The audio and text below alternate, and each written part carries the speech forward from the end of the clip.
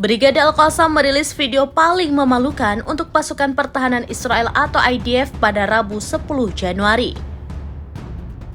Dalam video itu, Al-Qassam berhasil merampas sejumlah senjata hingga rekaman dokumentasi tentara Zionis.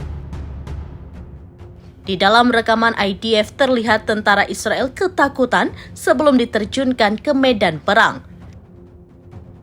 Terlihat 4 tentara Israel menggunakan seragam lengkap dengan senjatanya. Mereka hendak dikirim ke Gaza untuk berperang melawan Hamas. Namun terekam gerak-gerik mereka cemas dan ketakutan sebelum bentrok sengit dengan musuh.